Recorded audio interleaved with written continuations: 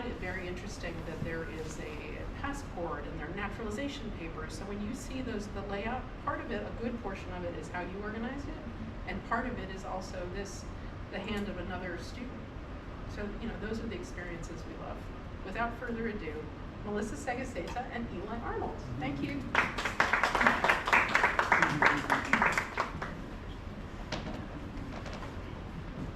Thank y'all so much for being here tonight. Do we have a clicker, or are we going to No, I think I'm going to sit over there if I can get my that's perfect. So I'm really excited to be here tonight. My name is Eli Arnold. Like Elizabeth said, I'm the university librarian here at Oglethorpe. A 2006 graduate of Oglethorpe, worked in our admissions office for a while, and decided I wanted to be a librarian. So went back to school, got my library science master's. My undergrad was in archaeology, and I interned in our archives downstairs, which was fun. So it was kind of full circle, now that I kind of oversee the archives. So I was really excited to, have the opportunity to talk a little bit tonight. I'm going to introduce Fritz Zimmer, a little bit of biographical information about him, and then turn it over to Melissa to talk about the process and the collection and the exhibit. So the title, in one of his, there's a couple different articles about Zimmer, but in one of the articles they talk about he had a love of animals and nice girls.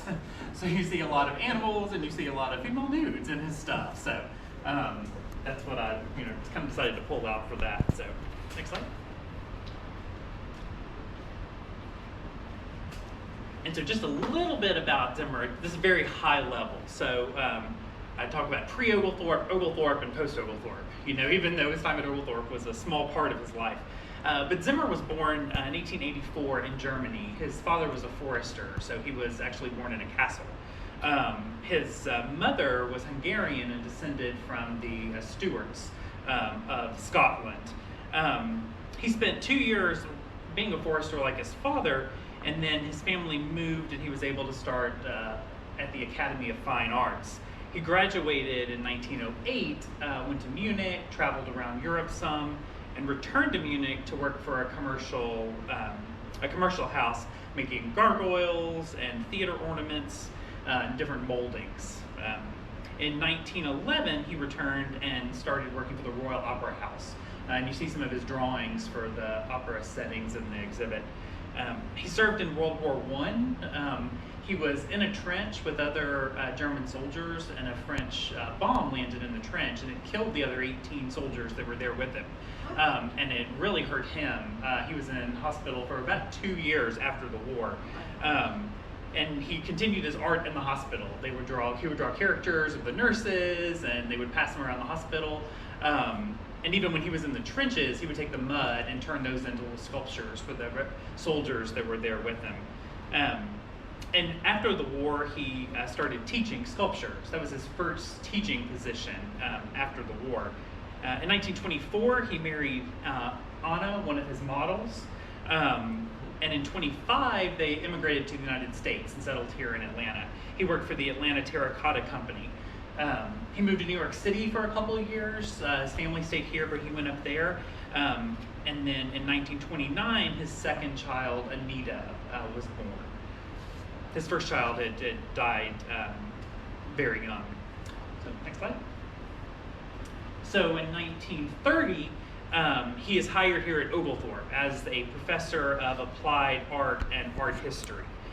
It kind of sounds like from the letters we have in the archives that his wife was pretty instrumental in giving him the job here. I don't know how she and the president at the time knew each other, but when Thornwell starts writing Zimmer, he talks about, your wife was telling us about what you want to do and how good of an artist you are. So in 1930, Oglethorpe had an exhibit of his work. You can see there's a clip from the AJC. They had a really nice write-up in 1930 for the show that he had here. So that was his first kind of Oglethorpe show.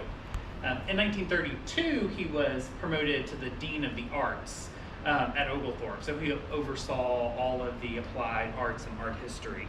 And in 1935, he left Oglethorpe. And his letters to Thornwell Jacobs, our president at the time, are great because during the Depression, they of course had to cut pay for faculty. So he actually started, when he was in 1930, making the equivalent in our money of $67,000 a year, which is a lot for a first year. Even a great sculptor, that's a lot for an art professor, you know, at a place like Oglethorpe. But by 1934, his salary had been reduced to $49,000 in today's money.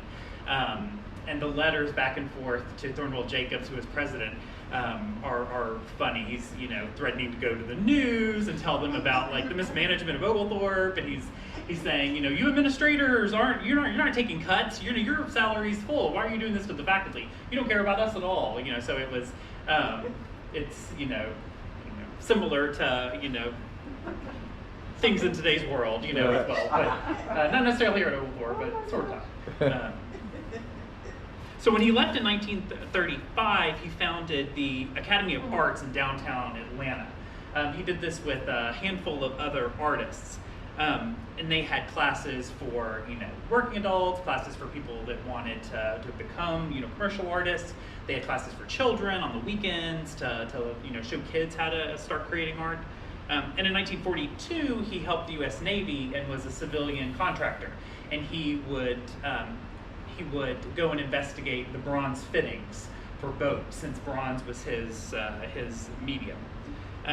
Interestingly, his brother stayed in Germany, his brother Robert, and he actually worked up, he was in kind of the second highest rank in the Nazi army.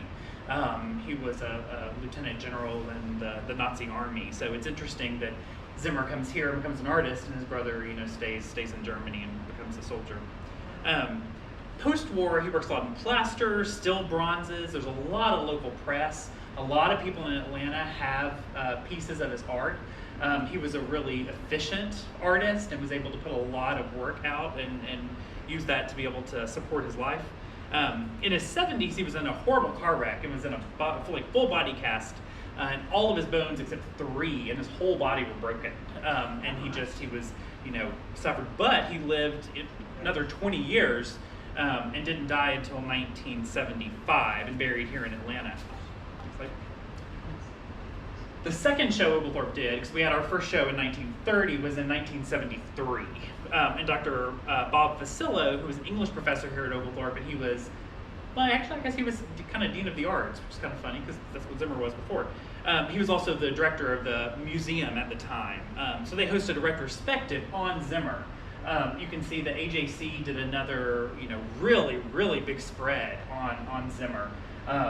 And the program from the 73 exhibit. And so, in looking through our archives, Zimmer interests me because some of the busts you see over there we've had throughout the library. So I've always been interested in Zimmer. So in looking through his stuff, we had the 1973 exhibit. So this year is the 40th anniversary of that. And in 2018, local historian Chad Carlson reached out to me here at Oglethorpe. He had come into possession of Fritz Zimmer's archives. His tools, his drawings, his family albums, the whole kind of family archive. And he knew that Zimmer taught at Oglethorpe for those couple years back in the 1930s. So reached out to me about this being a repository for Zimmer's archive. Of course I said yes, because not only do I, love archives and love preserving Oglethorpe history, but an archives like Oglethorpe, we're a small place, so we're able to use students and make it a teaching archive, just like our teaching museum. So in 2021, I guess, or 2022, Melissa needed some extra hours to graduate. So Elizabeth and I worked together to kind of formulate a joint internship, where for archives, Melissa processed the whole collection down to the folder level, preserved everything, got everything in great condition, and then worked with Elizabeth on the second part of it, which is the exhibit. And I knew it was 50 years when Melissa came and asked about a project for archives. I knew we had this Zimmer collection down in the basement and processing, and I knew it was 50 years since 1973. So I was like, oh, well, this would be a really cool little exhibit that we could do to honor this. So we were able to bring Melissa in, and she's going to talk about that process. So my last slide is just a thank you to our historian who is here, Ted Carlson, Dr. Fasillo and his wife who coordinated the first show, and Anthony Von Loo, our archive student assistant, that scanned all the images for my presentation. So I'm going to pass it on to Melissa, who's going to talk about her process and the exhibit. Thank you. Hello everyone. So as Eli said, I'm going to be talking about my process from archiving the collection all the way to curating it here at the museum. So I would like to begin by showing my gratitude to Eli Arnold and Elizabeth Peterson, who were my mentors throughout this entire journey. Thank you for entrusting me with the collection, fueling my ideas for the show with your support, and giving me an internship experience that not only helped me build and gain valuable skills, but that also confirmed the path I wanted to take after graduating from Oglethorpe. I would also like to thank Sophia Sobrino and Rosie Sannon, who are current OU students and who assisted in finishing the installation. It was my hope, along with Elizabeth, as Elizabeth said, that this show would be student-led from start to finish, and I'm happy to have shared this experience with students who were equally committed to sharing Zimmer's collection with museum visitors. So I was introduced to Zimmer's collection in early August of last year, and this might be a little bit of what Eli just said at the end, but I was about to enter my last semester at OU, attempting to find an internship at an art museum, and also just shy of 2 credit hours to graduate. So it seemed like all of the puzzle pieces began to fit together when I had the opportunity of having Elizabeth as my archaeology professor the year prior. We had a long conversation about my interests and skills and how I would be able to gain as much experience and knowledge as possible from a short 2 credit internship, which was very unconventional at the time, and I think it still is. It was then that I was introduced to Eli and the idea of doing an 8-week internship in Oglethorpe's archives, and then another 8-week internship at OU's Museum of Art kind of solidified. The next step was finding a way to bridge those 2 experiences together. And as Eli said, that's when Fritz P. Zimmer entered, the conversation. During this time, Zimmer's unprocessed collection was stored away in the archives, having been donated to Oglethorpe a few years prior. And so it seemed kind of like perfect timing to center my 2 internships around Zimmer's collection. Additionally, having the opportunity to work on and honor a former OU art professor as a senior seemed like the perfect way to sort of come full circle and show my appreciation to Oglethorpe and to the art department as well. So I'm going to talk about my archiving process. So I began processing Zimmer's collection on the 2nd floor of the library in a small storage space overlooking the 1st floor. This is where I would spend most of my days for the next 8 weeks, surrounded by the work and personal memorabilia of an artist whose art and life inspired and impacted the lives of family, friends, students, and art enthusiasts. And thanks to a generous and thoughtful donation, his legacy can continue to prevail today. Zimmer's collection was quite extensive. It consisted of personal artifacts like family photographs and slides, postcards, letters exchanged between OU colleagues, newspaper clippings of his accomplishments, his passport and naturalization documents, and even a biography of his life, which was written by Zimmer himself. In regards to his artwork, the collection included 2 work albums, one filled with photographs of his sculptures and busts, while the other one contained most of his architectural designs and sculptures he worked on throughout the South.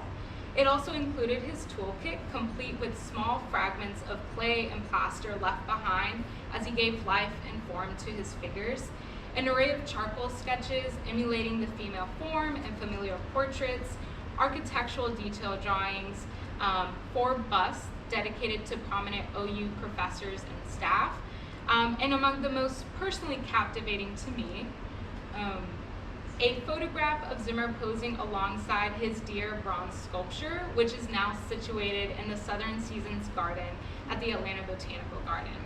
So Zimmer sculpted this piece as a way to immortalize a small deer he befriended as a young man in Germany, capturing and animating its majestic and docile nature, which allowed Zimmer to share this ethereal experience with those who visit the garden. This image, along with the bronze deer fireplace screen, was my first glimpse into Zimmer's creative and expressive world, where each sculpture had a story to tell, a feeling to express, or an emotion to induce. It was at this point, as I held the photograph in my hand on the second floor of the library, surrounded by a collection waiting to be processed, that I realized that I was looking at more than just Zimmer's artwork. I was looking at all of the elements of Zimmer's life that gave meaning and understanding to his work. It was where his life and his art converged, and it was honestly an amazing feeling to have it all laid out in front of me, waiting to be processed.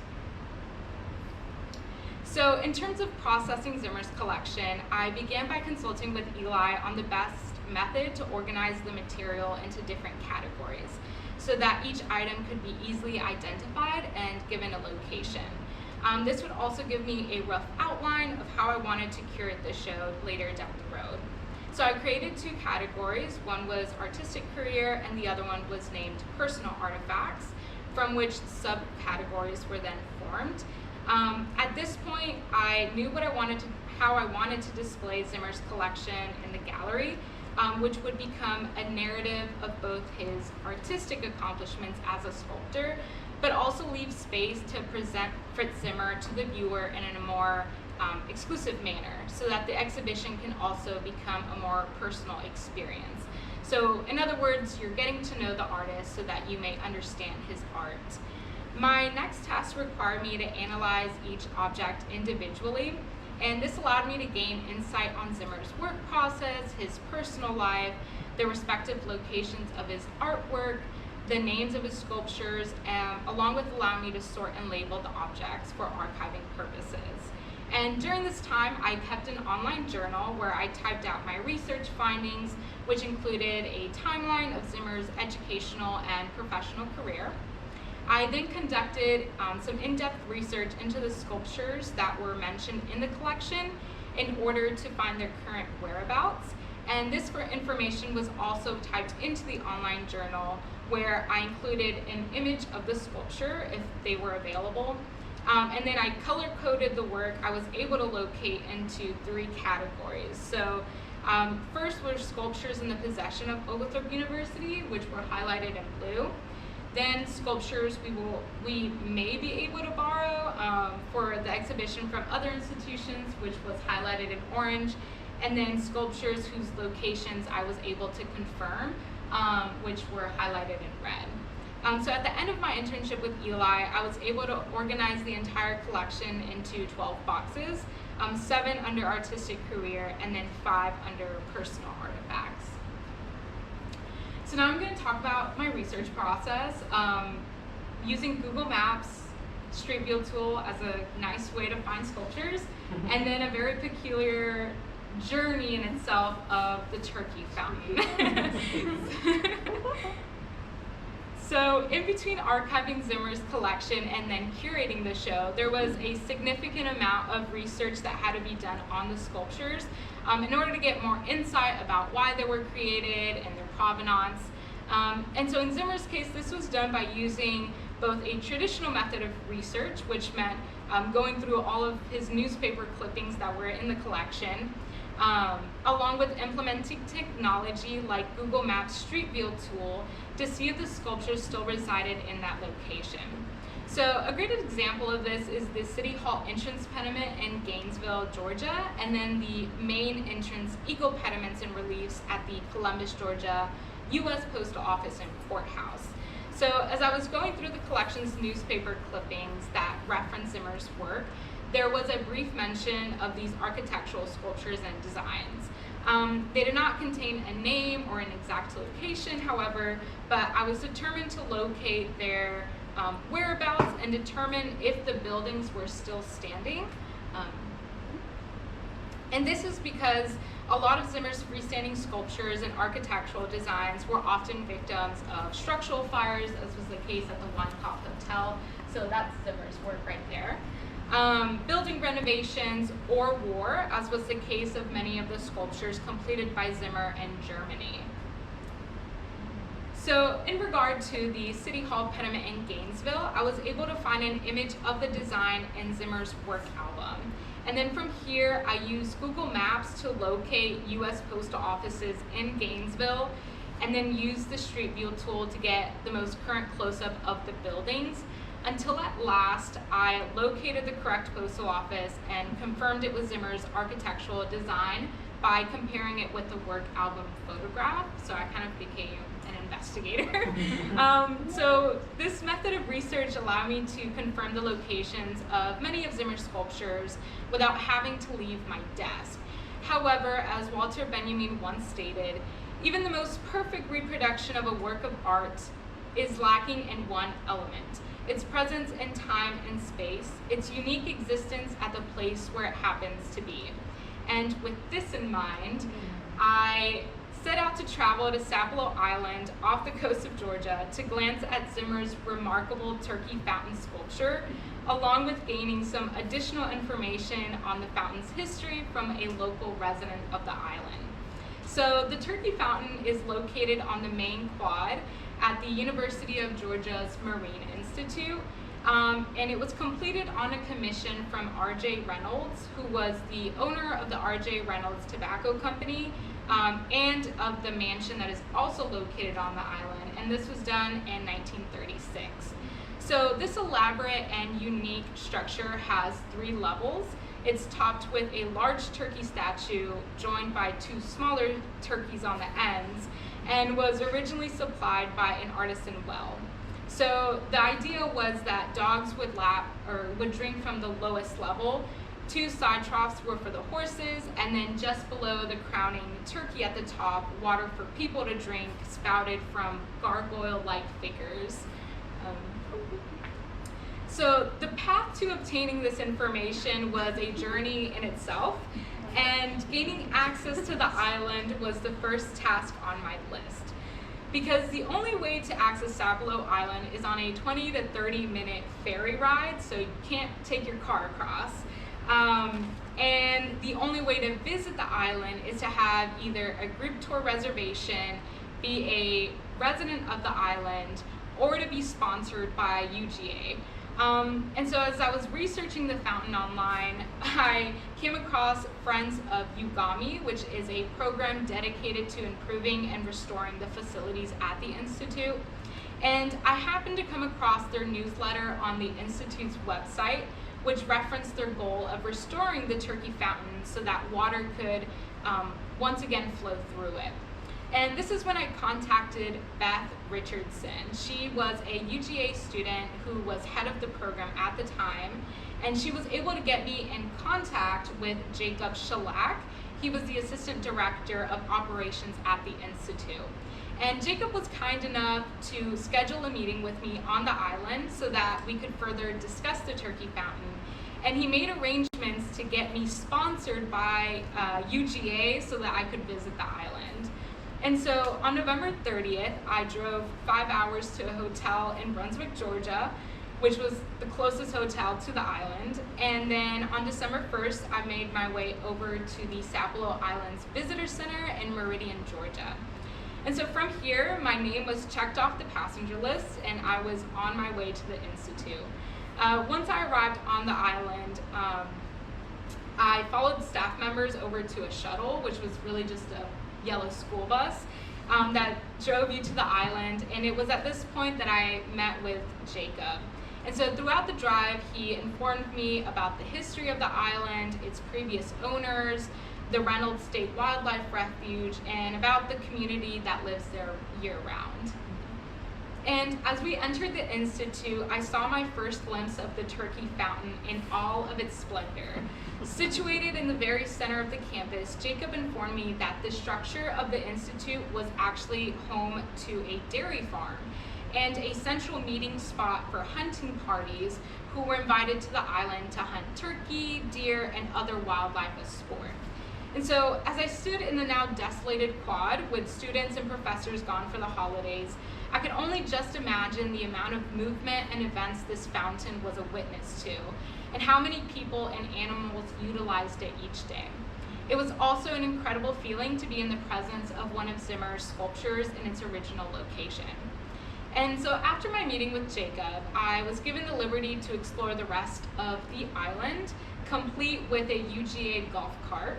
As I made my way over to the Reynolds Mansion, it was here that I unexpectedly gained more insight into how Zimmer may have been asked to sculpt the turkey statues. So Athos Mantovani, as Eli said, was a prominent Italian-born painter who moved to Georgia in the late 1920s, and who was a partner and friend to Fritz Zimmer when they opened up the Academy of Fine Arts in Atlanta together, along with Ralph M. Britt. And Mantovani was commissioned to do these murals in the circus room in the Reynolds Mansion. And so this relationship may have been what brought Zimmer to the island and made those connections there. So overall, the entire experience showed me how important connections are in this field of work, and I'm so glad I was able to be in such close range to one of Zimmer's more large-scale sculptures. So now I'm going to talk about the curation process. So for my 8-week internship with Elizabeth Peterson, I was tasked with planning and organizing the collection. And I began by consulting with Elizabeth on the items I believed would be suitable to exhibit for the show. And at this point, I had to ask myself a couple of questions. So what story or message am I attempting to convey here?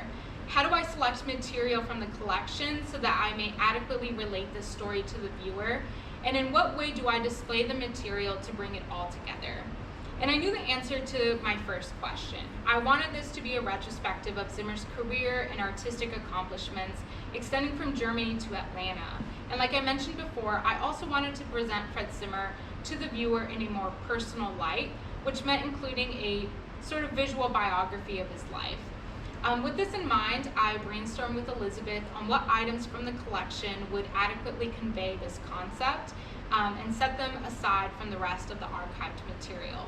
So this included the 4 bronze busts of Ernest Hardstock, Dr. Thornwell Jacobs, Dr. Lupton, and Dr. Gardner, which Zimmer completed during his time at Oglethorpe, 3 plaster casts that included a female nude, a bust of a young boy, and a plaster bust of Thornwell Jacobs, the bronze deer fireplace screen, about 8 detailed drawings of architectural sculptures, which helped convey Zimmer's creative process, 10 charcoal and watercolor sketches, and then Zimmer's work albums, which include sculptures he completed in Germany and also throughout the South, and a variety of small personal artifacts belonging to Zimmer. It was also important for me to get an idea of the gallery space so that I would be able to visualize how I wanted to arrange the items of the collection, which helped me answer my last question. So for example, one of the ideas I had for the exhibition was to include an interactive sort of display where visitors would be able to step into Zimmer's world and really be able to see his creative process and artistic vision. And the small space to the right of the main gallery seemed like the perfect area to create this sort of immersive experience. And thanks to Sophia, Rosie, and Professor Peterson, who set up the exhibition in July, the room worked great to recreate Zimmer's work studio by displaying his architectural detail drawings, small-scale sketches, along with his work tools. Additionally, the window display became a great opportunity to showcase the female nude plaster, which allowed it to become a great focal point of the show, and it allowed it to enhance its gracefully sculpted features. And as Eli said, one of the big quotes from Zimmer was that he liked to paint or sculpt nice girls and nature. So my next task included measuring all of the sculptures and drawings for labeling and framing purposes, along with further researching the items we plan to exhibit in order to gain more insight into the context of their creation. So for example, I was able to get in contact with Jennifer Blomquist, the archivist and volunteer coordinator at the DeKalb History Center, where the DeKalb bronze bust is located. I also created an Excel spreadsheet with a list of the items that were going to be exhibited, which included their approximate dates and approximate location.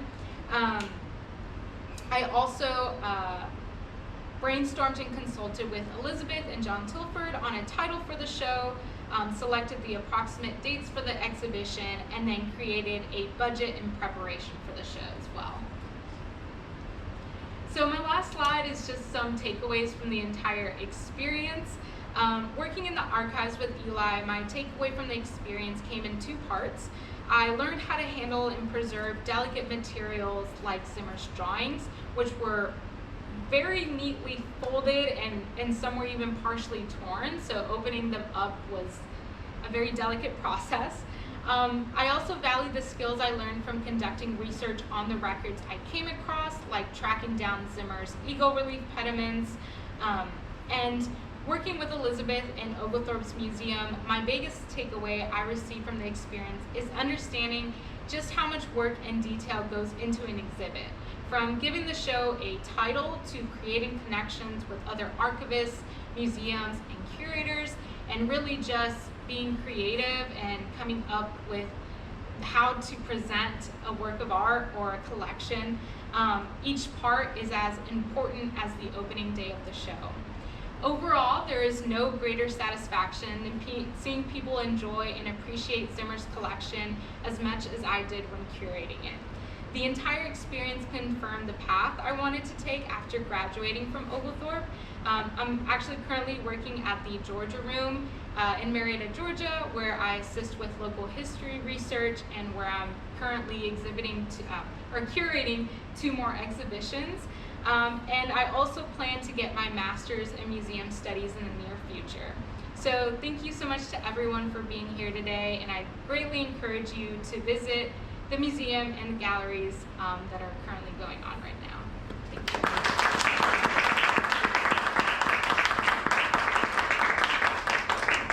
Do either of you want to take questions from the audience? Sure, yeah. I have a question for Melissa. Did anything surprise you about the process, either the archiving process or the curating process, that you kind of weren't expecting?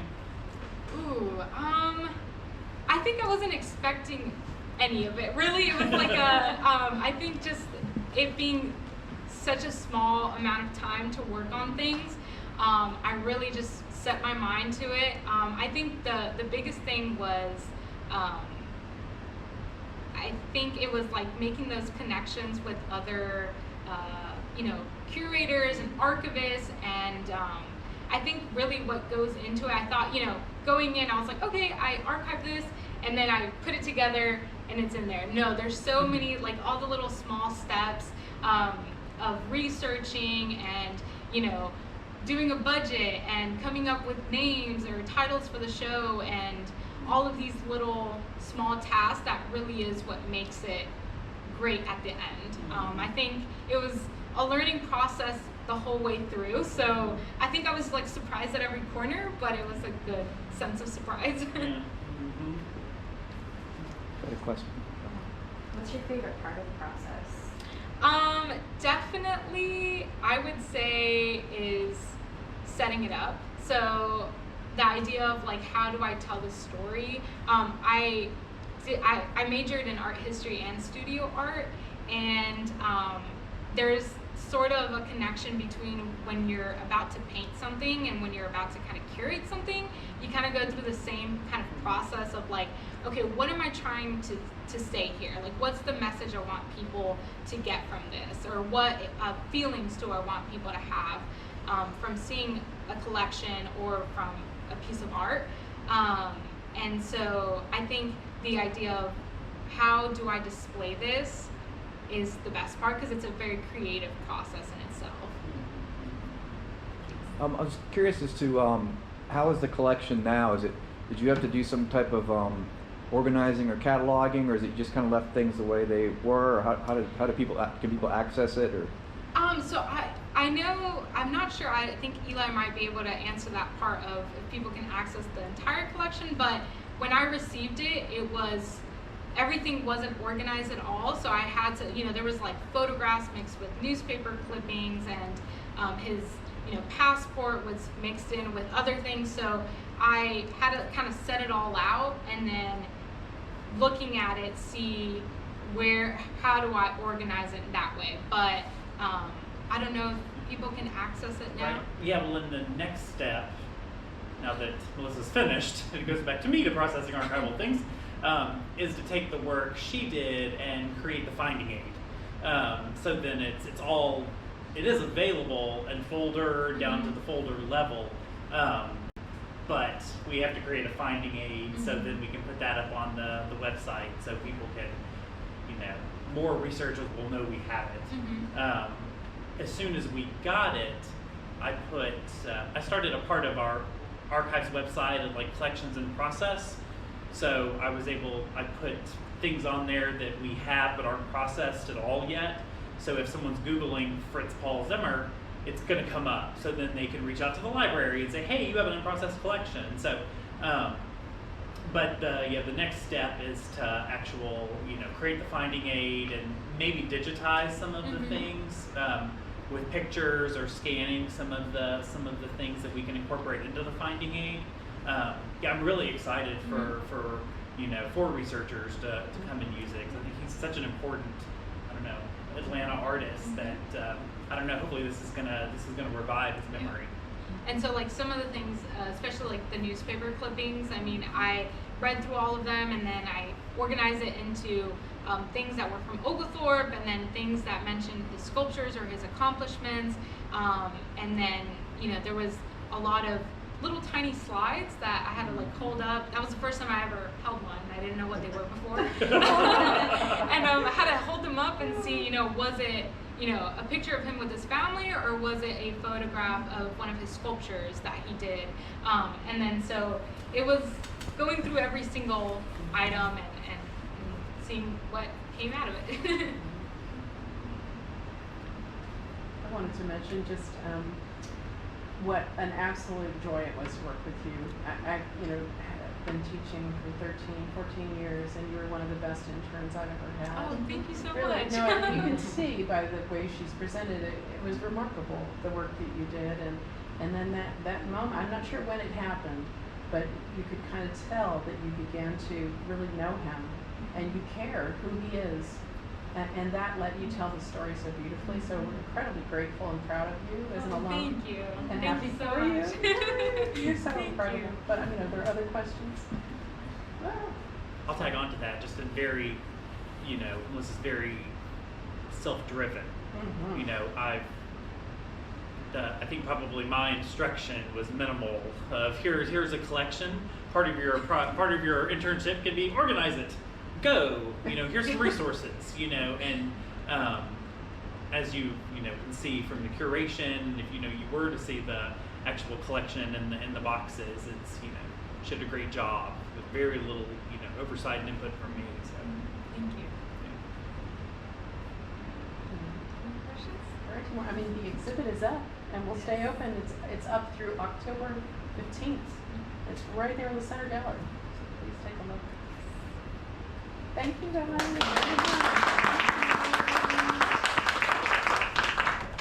Yeah, I think John would call it a plaster boy. Boy. Yeah. We're like, who is that baby? Oh yeah, I can see it. Yeah, I can too. Yeah, that's so funny. And you can definitely tell now that Right? it's like a baby girl.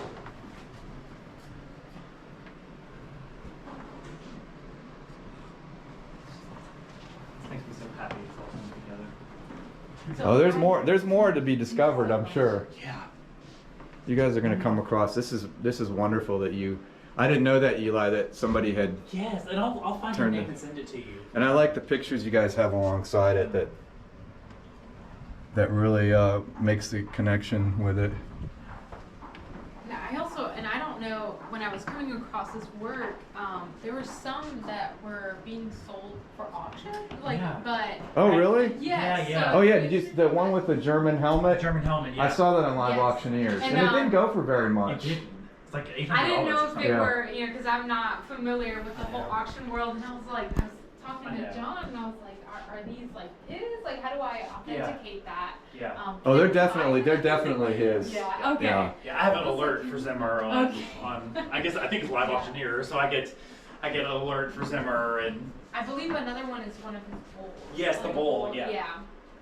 and one of them went for like over 1,000 like euro. Like, that's too much for me, but But those are very substantial, Yeah. solid busts. well, then I was thinking, what's the shipping? I think it was in Germany, you know. Like, what's the shipping on this going to be? Mhm. I just wrote Yeah, a letter that's to yes. Hartsock's niece's granddaughter. She lives in Florida, so Oh, I'm that's hoping she may wonderful. have some Hartsock stuff. That's and then make it to wonderful. Amory. So I just dropped her a letter day before yesterday. They really have these images have, some of them have, the sculptures have a spectral quality to them. Yeah. Like this one, and Mm-hmm. they really are amazing. Yeah, it was great. Yeah, I started doing it like, well, right when we talked about doing it, what was it, You started July? prepping? Yeah. I was already scripting it. I Were was you? like, let me, yeah. You're such a pro. And I'm really, if you need a recommendation for graduate school, Okay. I'm on it Oh, thank you so much. 150 million %.